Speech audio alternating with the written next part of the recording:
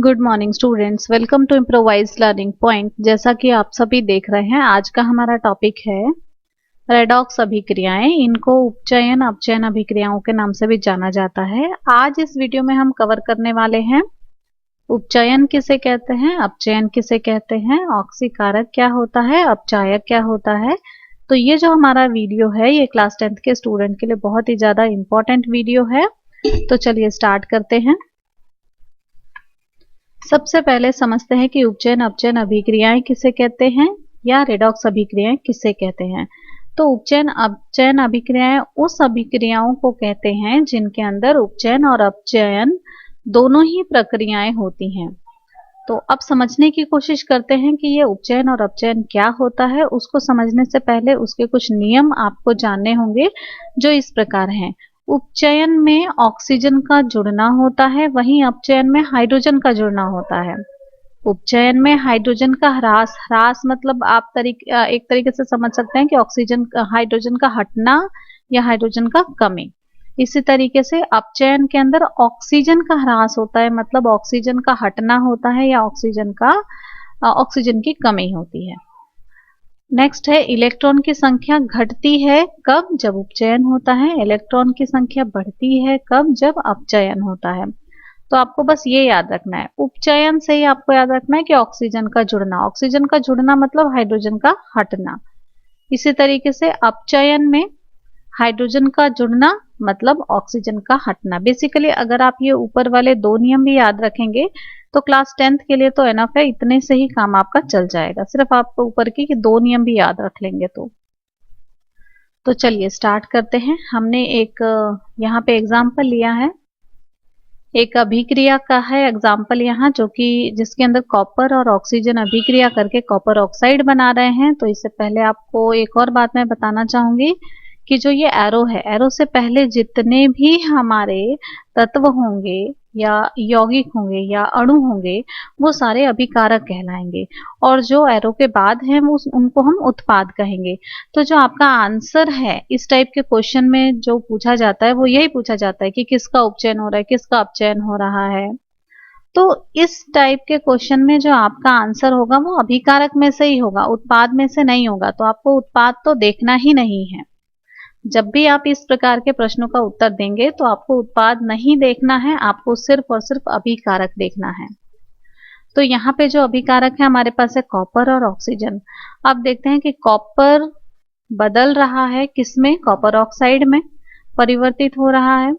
तो copper oxide में जब परिवर्तित हो रहा है इसका मतलब है कि कॉपर के साथ ऑक्सीजन जुड़ा हुआ है, यानी कॉपर के साथ क्या जुड़ा है, ऑक्सीजन, और ऑक्सीजन का जुड़ना क्या कहलाता है, उपचयन। तो यहाँ पे कॉपर का उपचयन हो रहा है कॉपर ऑक्साइड में, ना कि कॉपर ऑक्साइड का उपचयन हो रहा है। क्योंकि बच्चे समझ तो जाते हैं कि हाँ ऑक्सीजन जुड़ रहा है, इसका मतलब कि यहाँ पे उपचयन हो रहा है, लेकिन कंफ्यूजन यहाँ होती है कि किसका उपचयन हो रहा है, कॉपर ऑक्साइड का उपचयन हो रहा है या कॉपर का उपचयन हो रहा है।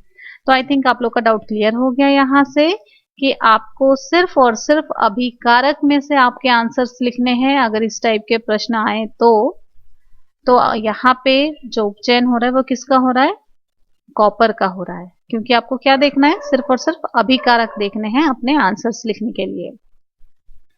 नेक्स्ट देखते हैं ऑक्सीजन। अब ऑक्सीजन है यहाँ, ऑक्सीजन में जुड़ रहा है ये कॉपर, ऑक्सीजन में जुड़ रहा है कॉपर, तब जाके कॉपर ऑक्साइड बन रहा है। तो आपने 9th क्लास में टेबल 3.6 जब याद किया होगा तो वहां देखा होगा कि कॉपर के ऊपर दो आवेश होते हैं, एक तो +1 का भी होता है और +2 का भी होता है। तो इस प्रकार के तत्व जिनके ऊपर प्लस वाले आवेश होते हैं उनको हम इलेक्ट्रोपॉजिटिव तत्व कहते हैं, जो कि इलेक्ट्रॉन देने वाले होते हैं, प्लस का मतलब ही देने वाले। तो जब भी इलेक्ट्रोपॉजिटिव तत्व जुड़ जाएं तो इसका मतलब भी वही होता है कि उसका अपचयन हो रहा है। तो ये भी बात आपको याद रखनी है, यहाँ पे मिस हो गया, मुझे यहाँ पे ऐड करना था कि इलेक्ट्रोपॉजिटिव तत्व जब भी जुड़ते हैं उस केस में भी क्या होता है, अपचयन होता है। तो आप इसको नोट कर लेंगे। तो यहाँ पे ऑक्सीजन क्या हो रहा है, अपचयन, ऑक्सीजन का अपचयन हो रहा है किसमें, कॉपर ऑक्साइड में। नेक्स्ट एग्जाम्पल देखते हैं। यहाँ कॉपर ऑक्साइड लिया है और हाइड्रोजन लिया है। अब कॉपर ऑक्साइड परिवर्तित हो रहा है कॉपर में। कैसे हो रहा है? जब इससे हाइड्रोजन का ऑक्सीजन का क्या हो रहा है? ह्रास हो रहा है, मतलब ऑक्सीजन की कमी हो रही है, मतलब ऑक्सीजन हट रहा है कॉपर ऑक्साइड में से, तब जाके ये कॉपर में परिवर्तित हो रहा है। तो ऑक्सीजन का ह्रास होना मतलब ऑक्सीजन की कमी होना या ऑक्सीजन का हटना क्या कहलाता है? अपचयन कहलाता है। तो यहाँ पे कॉपर ऑक्साइड का क्या हो रहा है? अपचयन हो रहा है। ये लिखा हुआ है यहाँ पे, कॉपर ऑक्साइड का अपचयन हो रहा है क्योंकि ऑक्सीजन का ह्रास हो रहा है, ऑक्सीजन की कमी हो रही है, ऑक्सीजन हट रहा है कॉपर ऑक्साइड में से। तो आपका आंसर हो जाएगा कि किसका अपचयन हो रहा है? अपचयन हो रहा है कॉपर ऑक्साइड का, ना कि कॉपर का। अब हाइड्रोजन को देखते हैं। अब हाइड्रोजन में क्या जुड़ रहा है देखते हैं। ऑक्सीजन जुड़ रहा है। तो ऑक्सीजन का जुड़ना क्या कहलाता है? उपचयन। तो यहाँ पे किसका उपचयन हो रहा है? हाइड्रोजन का उपचयन हो रहा है। नेक्स्ट देखते हैं अपचयन उपचयन। अच्छा, अब ऑक्सीकारक और अपचायक भी एग्जाम्स में पूछे जाते हैं, तो उनको देख लेते हैं। वैसे तो ज्यादा इसमें आप लोगों को कंफ्यूज होने की जरूरत नहीं है। सिंपल सा एक ट्रिक है कि जिसका अपचयन हो रहा है वही ऑक्सीकारक है, जिसका उपचयन हो रहा है वही अपचायक है। ऑक्सीकारक का मतलब है जो अन्य यौगिक को उपचयित होने में मदद करते हैं, और अपचायक का मतलब है जो अन्य यौगिक को अपचयित होने में मदद करते हैं। तो अभी ये आपको एग्जाम्पल से और ज्यादा अच्छे से क्लियर हो जाएगा। ये ऑक्सीकारक जो होते हैं ये इलेक्ट्रॉन लेने वाले होते हैं। जब इलेक्ट्रॉन लेंगे तो डेफिनेटली इलेक्ट्रॉनों की संख्या बढ़ जाएगी। अपचायक जो है इलेक्ट्रॉन देने वाले होते हैं, तो इलेक्ट्रॉनों की संख्या घट जाएगी। तो इसी तरीके से आपको जस्ट रिलेट करना। एक और हिंट देती हूँ। जब आप लिखते हैं स्वर व्यंजन, जब आप लिखते हैं तो अ के बाद आता है आ, अ के बाद आता है आ। तो इस तरीके से इसको भी रिलेट कर सकते हैं कि अ के बाद क्या आएगा? आ आएगा। तो जो अपचयन होगा उसी का क्या हो, वही क्या होगा? वही ऑक्सीकारक भी कहलाएगा। और यहाँ पे है उ, तो उ के बाद आपको याद रखना है अ, उ के बाद आपको याद रखना है अ। तो उ के साथ अ याद रख सकते हैं, या चाहे जैसे आपको इजी लगे आप याद रख सकते हैं। ये बस मैंने थोड़ा सा हिंट बताया है आपको। तो उ के बाद याद रखेंगे अ, तो इस तरीके से याद रहेगा जिसका उपचयन होगा वही अपचायक भी कहलाएगा। अब देखते हैं यहाँ पे, ये कॉपर ऑक्साइड है। कॉपर ऑक्साइड किस में बदल रहा है? कॉपर में बदल रहा है। इसका मतलब ऑक्सीजन का यहाँ से क्या हो रहा है? ऑक्सीजन का ह्रास हो रहा है, ऑक्सीजन यहाँ से हट रहा है। और ऑक्सीजन का हटना मतलब, ऑक्सीजन का हटना मतलब अपचयन होना। तो कॉपर ऑक्साइड का अपचयन हो रहा है किसमें? कॉपर में। तो यहाँ पे किसका अपचयन हो रहा है? कॉपर ऑक्साइड का अपचयन हो रहा है, ना कि कॉपर का। अब जिसका अपचयन हो रहा है वही ऑक्सीकारक होगा। बस आपको ये हिंट याद रखना है, ठीक है। और के बाद आ जाएगा आ, तो जिसका अपचयन हो रहा है उसी का ऑक्सीकारक होगा। इसके बाद देखते हैं अपचायक। यहाँ हाइड्रोजन है, हाइड्रोजन के साथ ऑक्सीजन जुड़ रहा है, तो ऑक्सीजन का जुड़ना मतलब उपचयन होना, और जिसका उपचयन होगा वही अपचायक कहलाएगा। तो इस तरीके से आपको याद रखना है कि यहाँ पे हाइड्रोजन का उपचयन हो रहा है क्योंकि ऑक्सीजन जुड़ रहा है, तो इसलिए ये क्या कहलाएगा? अपचायक कहलाएगा। तो इस प्रकार का अगर कोई भी क्वेश्चन आता है तो आपको कंफ्यूज नहीं होना है। आपके आंसर्स जो हैं वो आपके आंसर्स किसमें से होंगे? जो भी अभिकारक होंगे उन्हीं में से आपके आंसर्स होंगे, उत्पाद में से आंसर्स नहीं होंगे। इनकेस अगर आपको कुछ समझ में ना आए जब आप अपना बोर्ड में जाएं, और अगर इस टाइप के क्वेश्चन आ जाए और कुछ भी समझ में ना आए, तो अगर कोई भी आप एक आंसर अपना लिखेंगे तो वो आपको आंसर लिखना होगा अभिकारक में से, ना कि उत्पाद में से। तो हो सकता है कि आपका आंसर सही हो जाए। चलिए स्टार्ट करते हैं एग्जाम्पल्स। यहाँ देखते हैं पहला एग्जाम्पल है, कॉपर ऑक्साइड है, हाइड्रोजन है, ये बदल रहा है कॉपर में और जल के एक अणु में। तो देखते हैं यहाँ कॉपर ऑक्साइड बदल रहा है कॉपर में, इसका मतलब ऑक्सीजन का ह्रास हो रहा है, ऑक्सीजन की कमी हो रही है, ऑक्सीजन यहाँ से निकल रहा है। तो ऑक्सीजन का ह्रास होना क्या कहलाएगा? अपचयन कहलाएगा। तो यहाँ पे कॉपर ऑक्साइड का क्या हो रहा है? अपचयन हो रहा है। ठीक है, कॉपर ऑक्साइड अपचयित हो रहा है, किसमें? कॉपर में। तो जिसका अपचयन हो रहा है वो क्या कहलाएगा? ऑक्सीकारक कहलाएगा। हाइड्रोजन के साथ ऑक्सीजन जुड़ रहा है तो हाइड्रोजन का उपचयन हो रहा है, और हम कह सकते हैं हाइड्रोजन उपचयित हो रहा है तो हाइड्रोजन क्या कहलाएगा? अपचायक कहलाएगा। बस आपको यही हिंट याद रखना है। नेक्स्ट एग्जाम्पल देखते हैं। यहाँ पे जिंक ऑक्साइड है, कार्बन है, और ये अभिक्रिया करके बदल रहे हैं जिंक में और कार्बन मोनोऑक्साइड में। तो यहाँ से जिंक से ऑक्सीजन का ह्रास हो रहा है, ऑक्सीजन की कमी हो रही है, तो इसका अपचयन हो रहा है। किसका? जिंक ऑक्साइड का, ना कि जिंक का। जिंक ऑक्साइड का अपचयन हो रहा है, जिंक ऑक्साइड अपचयित हो रहा है यहाँ। अगर ये अपचयित हो रहा है तो ऑक्सीकारक भी कौन है? जिंक ऑक्साइड है। कार्बन में देखते हैं, कार्बन में ऑक्सीजन जुड़ रहा है तो इसका मतलब इसका उपचयन हो रहा है। किसका? कार्बन का। तो कार्बन का क्या हो रहा है? उपचयन हो रहा है, उपचयित हो रहा है कार्बन, तो इसलिए ये क्या कहलाएगा? अपचायक कहलाएगा। नेक्स्ट देखते हैं। इस प्रकार का अगर एग्जाम्पल आ जाए तो आपको क्या करना है? यहाँ पे मैग्नीज ऑक्साइड है और हाइड्रोजन क्लोराइड है, तो मैग्नीज ऑक्साइड मैग्नीज क्लोराइड में बदल रहा है। तो मैग्नीज ऑक्साइड में से ऑक्सीजन का ह्रास हो रहा है, और ऑक्सीजन का ह्रास होने का मतलब है अपचयन होना। तो यहाँ पे मैग्नीज ऑक्साइड का अपचयन हो रहा है। अगर मैग्नीज ऑक्साइड का अपचयन हो रहा है, यहाँ मैग्नीज ऑक्साइड अपचयित हो रहा है, इसका मतलब ये ऑक्सीकारक है। हाइड्रोजन क्लोराइड में देखते हैं तो हाइड्रोजन क्लोराइड बदल रहा है क्लोरीन में, क्योंकि हाइड्रोजन का ह्रास हो रहा है। अब हाइड्रोजन का ह्रास होने का मतलब है कि उपचयन होना, तो हाइड्रोजन क्लोराइड का उपचयन हो रहा है, किसमें? क्लोरीन में। तो यहाँ पे हाइड्रोजन क्लोराइड अपचायक है। बेसिकली आपको एक ही चीज याद रखनी है कि जो भी आपके आंसर्स होंगे कि किसका अपचयन हो रहा है, किसका उपचयन हो रहा है, कौन अपचायक है, कौन ऑक्सीकारक है, आपको आंसर्स किस में से लिखने हैं? सिर्फ और सिर्फ अभिकारक में से लिखने हैं। उत्पाद में से आपके कोई भी आंसर्स नहीं होंगे। ये बहुत ही बड़ा हिंट है, बहुत ही बड़ा क्लू है आपके लिए। नेक्स्ट देखते हैं। सोडियम है, ये ऑक्सीजन के साथ अभिक्रिया करके सोडियम ऑक्साइड बना रहा है। यहाँ सोडियम के साथ जुड़ रहा है ऑक्सीजन, तो सोडियम का उपचयन हो रहा है, सोडियम उपचयित हो रहा है, इसीलिए ये अपचायक है। ठीक है, उपचयन अपचायक ये एक साथ होंगे।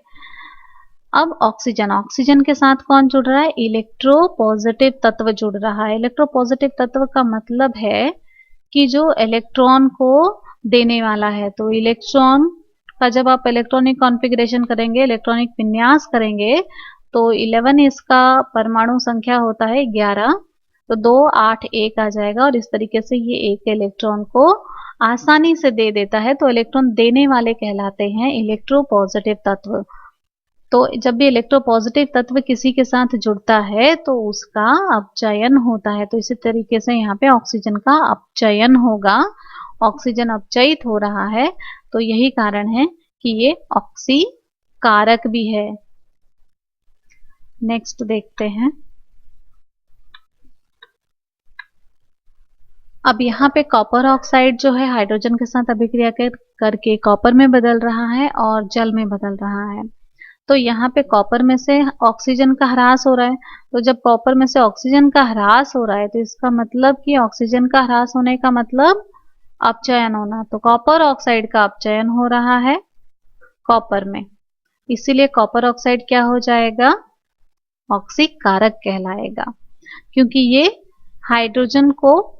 हाइड्रोजन का ऑक्सीकरण होने में मदद कर रहा है। हाइड्रोजन का उपचयन होने में ये मदद कर रहा है। कैसे कर रहा है? जब ये इस ऑक्सीजन को देगा उसके बाद हाइड्रोजन इस ऑक्सीजन को ले लेगा, जिसकी वजह से हाइड्रोजन का उपचयन हो जाएगा। तो इसलिए कहा जाता है कि जो ऑक्सीकारक होते हैं वो दूसरों को उपचयित होने में मदद करते हैं, और जो ये अपचायक होते हैं ये दूसरों को क्या करने में? दूसरों को अपचयित होने में मदद करते हैं। अगर ये हाइड्रोजन ऑक्सीजन ले लेता है तब ये कॉपर क्या हो जाएगा? अपचयित हो जाएगा। तो इसलिए ये दोनों आपस में ही बहुत रिलेटेड होते हैं। तो बेसिकली आई थिंक आपका जो कॉन्सेप्ट है वो क्लियर हो रहा होगा। कोई भी डाउट हो तो आप कमेंट करके पूछ सकते हैं। एक बार फिर से देखते हैं। कॉपर से ऑक्सीजन का ह्रास हो रहा है। ऑक्सीजन का ह्रास होने का मतलब अपचयन हो रहा है। तो ये कॉपर ऑक्साइड यहाँ अपचयित हो रहा है। कॉपर ऑक्साइड अपचयित हो रहा है किसमें? कॉपर में। इसलिए ये ऑक्सीकारक कहलाएगा। हाइड्रोजन के साथ ऑक्सीजन जुड़ जा रहा है तो इसका उपचयन हो रहा है, क्योंकि ऑक्सीजन का जुड़ना मतलब उपचयन होना, और जिसका उपचयन होता है वो अपचायक कहलाता है, क्योंकि ये दूसरे को अपचयित होने में मदद करता है। नेक्स्ट देखते हैं एग्जाम्पल। यहाँ मैंने लेड ऑक्साइड लिया है कार्बन के साथ अभिक्रिया करके। ये लेड और कार्बन डाइऑक्साइड बना रहा है। यहाँ पे लेड ऑक्साइड में से ऑक्सीजन का ह्रास हो रहा है, इसका मतलब अपचयन हो रहा है लेड ऑक्साइड का। तो लेड ऑक्साइड का अपचयन हो रहा है, और कह सकते हैं लेड ऑक्साइड अपचयित हो रहा है यहाँ पे। तो ये ऑक्सीकारक की तरह एक्ट करेगा यहाँ पे। और जो कार्बन है, कार्बन के अंदर ऑक्सीजन जुड़ रहा है तो कार्बन का उपचयन हो रहा है, कार्बन उपचयित हो रहा है, इसलिए कार्बन अपचायक है, क्योंकि कार्बन लेड ऑक्साइड को अपचयित होने में मदद कर रहा है। कैसे? ये ऑक्सीजन ले रहा है किससे? लेड ऑक्साइड से, इसीलिए लेड ऑक्साइड अपचयित होगा। नेक्स्ट देखते हैं। ये हमारा लास्ट एग्जाम्पल है। हाइड्रोजन सल्फाइड है, क्लोरीन है, दोनों अभिक्रिया करेंगे, हाइड्रोजन क्लोराइड और सल्फर बनाएंगे। तो हाइड्रोजन सल्फाइड है। अब यहाँ से ये बदल रहा है सल्फर में। तो यहाँ पे आपको देखना क्या है कि हाइड्रोजन का ह्रास हो रहा है। हाइड्रोजन सल्फाइड में से किसका ह्रास हो रहा है? कौन हट रहा है? हाइड्रोजन हट रहा है। तो हाइड्रोजन का हटना या हाइड्रोजन का ह्रास होना क्या कहलाता है? उपचयन। तो हाइड्रोजन सल्फाइड का उपचयन होगा किसमें? सल्फर में होगा। और इसके बाद क्लोरीन देखते हैं। क्लोरीन बदल रहा है HCl में, इसका मतलब क्लोरीन के साथ हाइड्रोजन जुड़ रहा है। तो हाइड्रोजन का जुड़ना क्या कहलाता है? अपचयन। तो यहाँ पे क्लोरीन का हो रहा है अपचयन, इसीलिए क्लोरीन का अपचयन हो रहा है तो ये ऑक्सीकारक की तरह एक्ट करेगा। और यहाँ हाइड्रोजन सल्फाइड का अपचयन हो रहा है तो हाइड्रोजन सल्फाइड किसकी तरह एक्ट करेगा? ये करेगा अपचायक की तरह। तो बस बेसिकली आपको यही याद रखना है कि कोई भी आंसर हो, जैसे कि इसमें से कौन उपचायक है, कौन ऑक्सीकारक है, किसका उपचयन हो रहा है, किसका अपचयन हो रहा है, तो आपको बेसिकली क्या याद रखना है कि जो आपका आंसर होगा वो अभिकारक में से ही आपके आंसर्स होने चाहिए। अगर आपको आंसर नहीं भी पता है फिर भी आप अपना आंसर लिखेंगे तो किस में से लिखेंगे? अभिकारक में से लिखेंगे, शायद आपका आंसर सही भी हो सकता है। तो हमने ये छोटी सी कोशिश की है आपको समझाने की और थोड़ा क्लू देने की, ताकि आप अपने एग्जाम को इजीली अटेम्प्ट कर सकें। कोई भी डिफिकल्टी हो, कोई भी प्रॉब्लम हो तो आप हमसे शेयर कर सकते हैं। कोई भी डाउट हो तो आप हमसे कमेंट करके पूछ सकते हैं।